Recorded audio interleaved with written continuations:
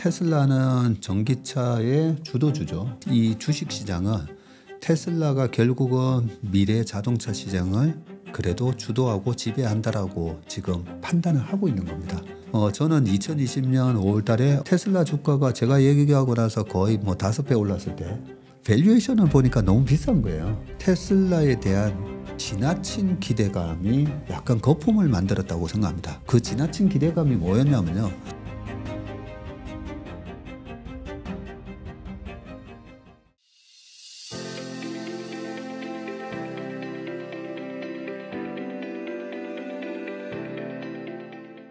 테슬라 주식이 최근에 많이 하락을 하면서 좀 걱정이 많으신 것 같아요. 전문의께서는 테슬라 주식 현재 좀 하락하는 것에 대해서 또 코멘트와 앞으로 좀 어떻게 좀 대응 전략을 가져가야 될지도 말씀 주시면 감사하겠습니다. 전체적으로 보면 테슬라는 전기차의 주도주죠. 네, 주도주고 테슬라가 전체 자동차 시장의 시총에도 1등이에요. 네, 그런 측면으로 보면 이 주식시장은 테슬라가 결국은 미래 자동차 시장을 그래도 주도하고 지배한다라고 지금 판단을 하고 있는 겁니다.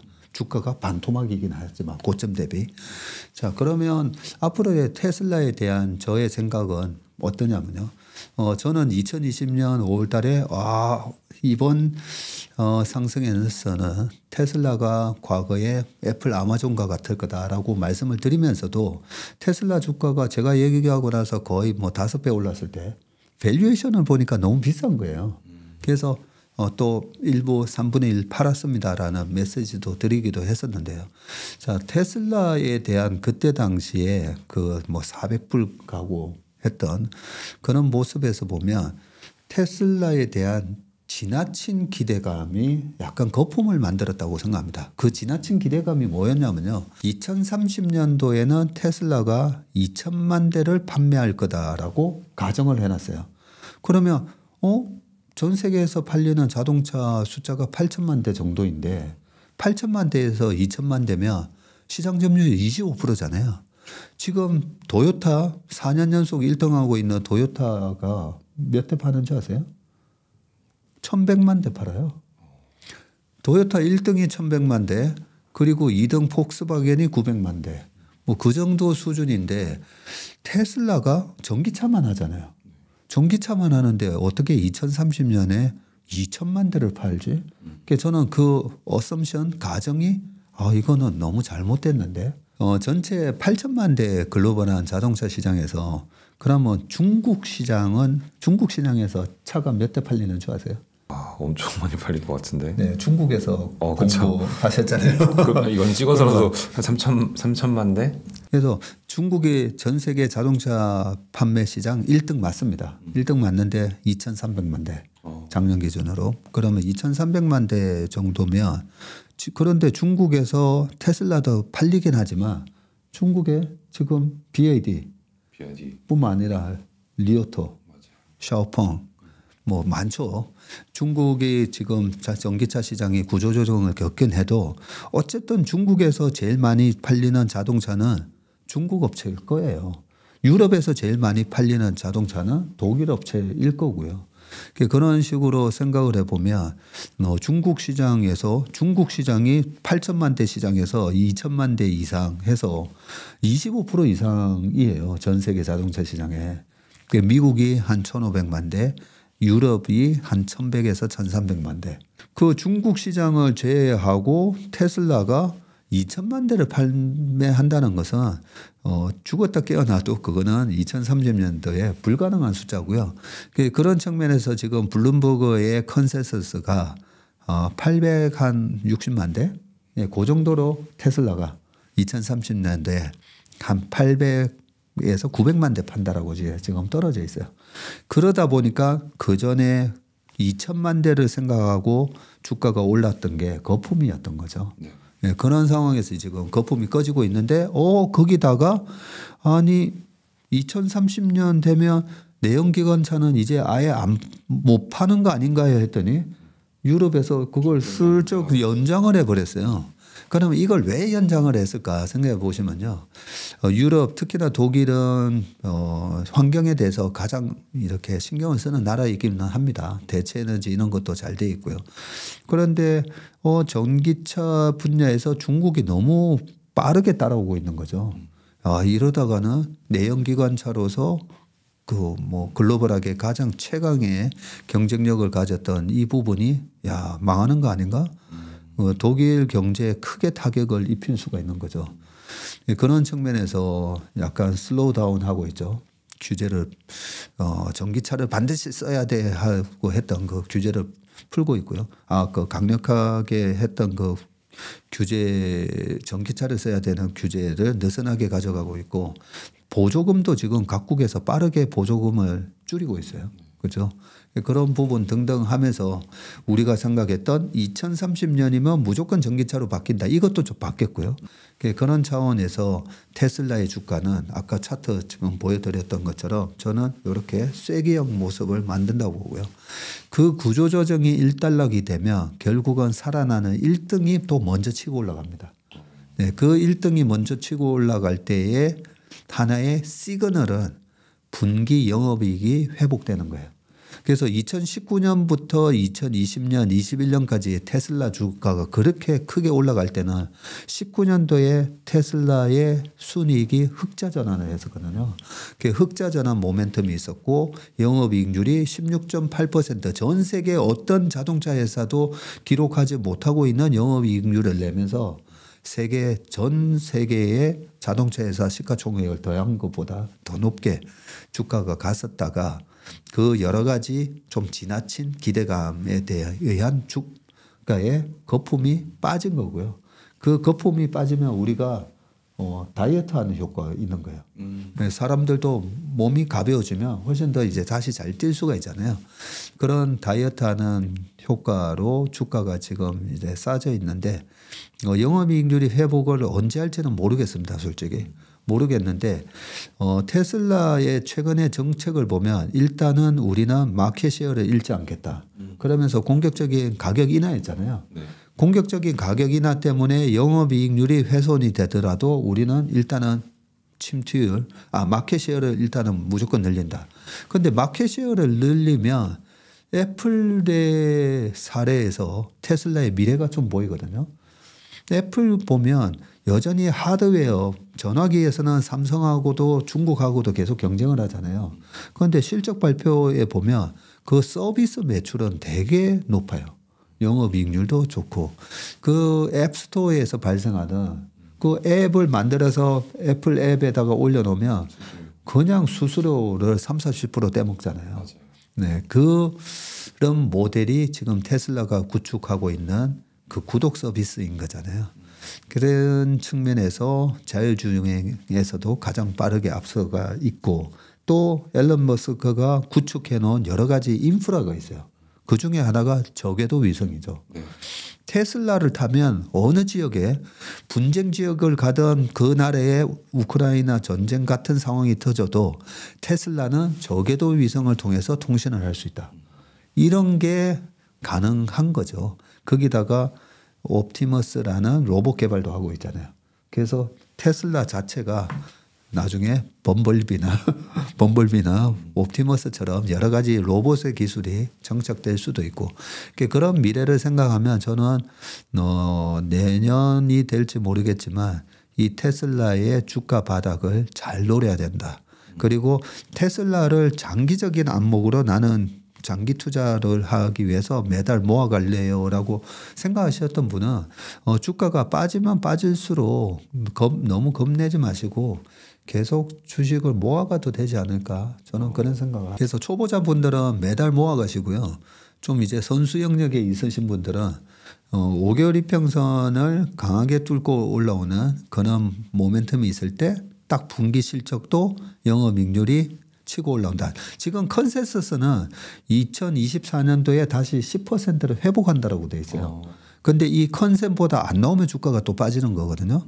그래서 실제로 10%를 회복하는지는 우리가 확인을 해야 되는데 분기 영업이익률이 턴어라운드하고 주가도 5개월 이평선을 강하게 뚫을 때 저 같은 경우는 그때 오히려 비중을 확 늘리는 전략을 쓰는 게 자금의 효율적인 면에서 좀 유리할 거다 생각합니다. 이제 빅테크 기업들, M7 기업들이 유망하다고 하셨는데 지금 이미 많이 오른 것 같거든요. 이제 딴 섹터가 오지 않을까? 이제 주도주가 바뀌어야 되지 않나라는 생각이 드는데 아직도 여전히 그 M7 기업들이 유망하다고 보시는지요? M7 기업이 유망한지 안 유망한지는 일단 처음에 펀더멘탈 분석을 좀 해봐야 되죠.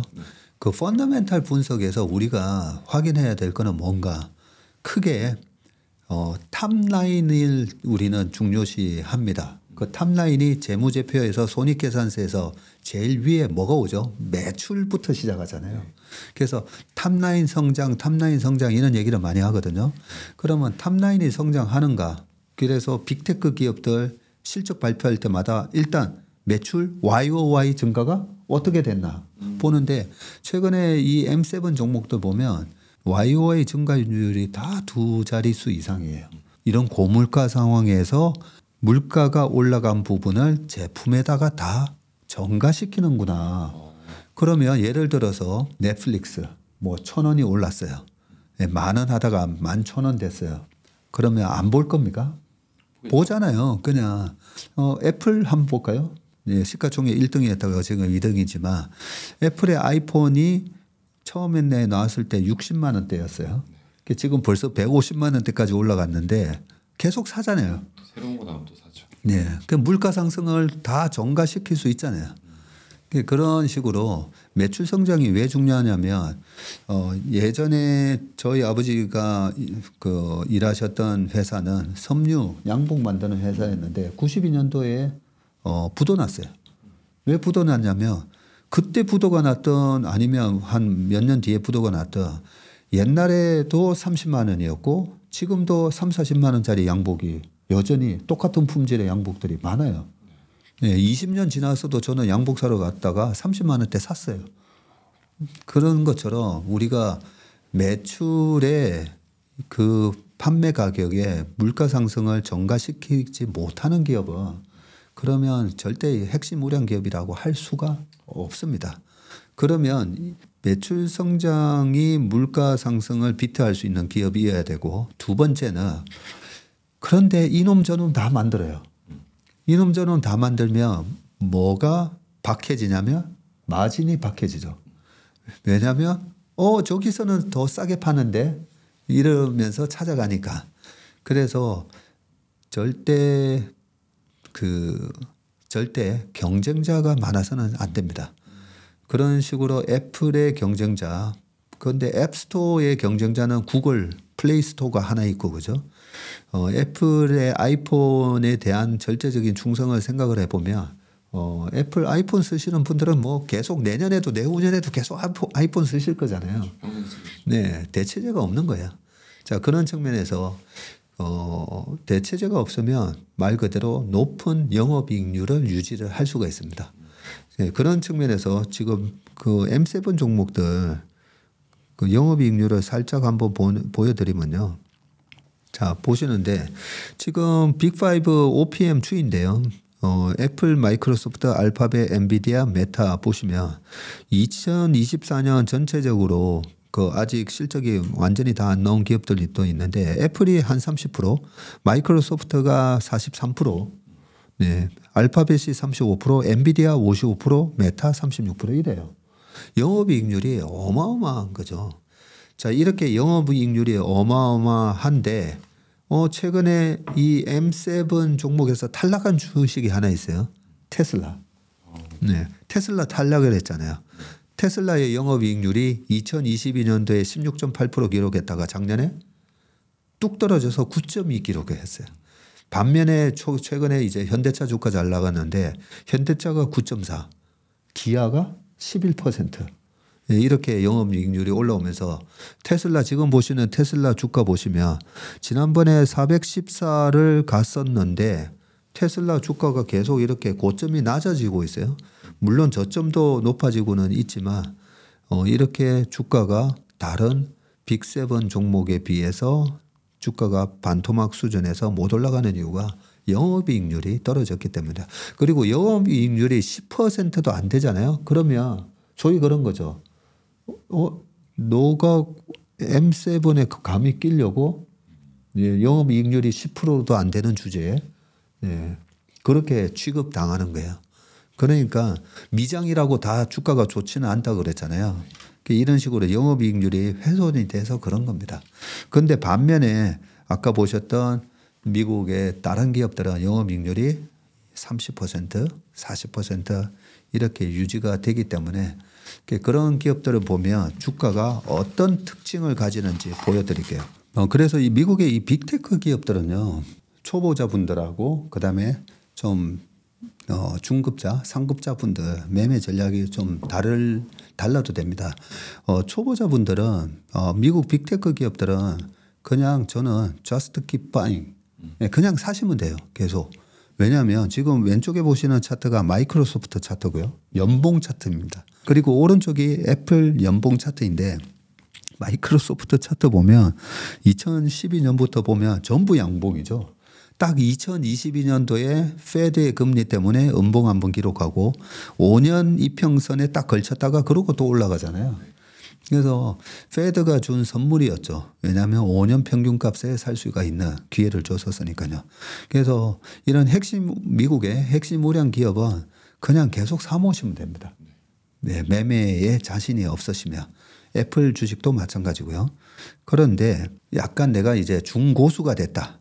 예, 중고수가 됐다라고 했을 때 말씀을 드릴게요. 지금 왼쪽은 유나이티드 헬스 그룹인데 제가 5년 이평선 위에 보면 빨간색 선이 하나 더 지나가고 있어요. 네. 그 선이 뭐냐면 볼린저 밴드예요. 네, 볼린저 밴드를 오른쪽 스타벅스에서도 표기가 돼 있고 그 다음에 코카콜라 그리고 오른쪽이 블랙락 이런 기업이거든요. 이런 기업들 보면 5년 이평선을 중심으로 밑으로 빠질 때는 10년 근처까지도 가고 위로도 또 올라가기도 하고 하는데 5년 이평선을 타고 이제 올라가는데 볼린저 밴드를 강하게 뚫었을 때는 한번 팔아줘도 돼요. 보시면 여기도 보시면 볼린저 밴드가 나타나는 2013년 코카콜라를 보시면 강하게 뚫었잖아요. 2014년에 보면 5년 이평선까지 빠지죠. 한번 살 기회 줬잖아요. 네. 그리고 그 다음 해도 보면 볼린저 밴드까지는 안 갔지만 2016년이었죠. 요때 16년도에도 볼린저 밴드 근처에서 빠졌다가 그 다음 해 5년 이평선 밑에서 올라가고 2017년 18년도였네요. 그때도 볼린저 밴드 갔다가 그 다음에 보면 5년 이평선 밑에까지 빠지죠. 그리고 요때 2020년 코로나 때 확 빠졌다가 쫙 올라왔었지만 결국은 볼린저 밴드 뚫었지만 그 다음에 보면 또 10년 이평 근처에서 살 기회를 줬어요. 네, 이런 식으로 볼린저 밴드를 일봉이나 주봉에서는 사실 볼린저 밴드를 뚫을 때 오히려 매수 찬스가로 쓰기도 하는데 연봉 차트로 보면 이 볼린저 밴드 상단에서 오히려 한번 팔았다가 그 다음에 또 눌림목에서 사고 이런 식으로 테크니컬하게도 좀 매매를 할 수 있다라는 걸 보여드렸습니다. 이렇게 오늘 박세익 전문인과 함께 국내 시장으로부터 시작해서 미국 M7 기업들 그리고 마지막 테슬라까지 그리고 중간중간에 정말 꿀팁에 있는 매매 전략까지 알려주셨어요. 몇 번 더 복습하시면 좋을 내용일 것 같고 이렇게 함께 해주셔서 너무 대단히 감사하고요. 다음에도 또 한번 모시고 박세익 전무님의 고견을 듣는 자리 마련하도록 하겠습니다. 감사합니다. 네, 고맙습니다.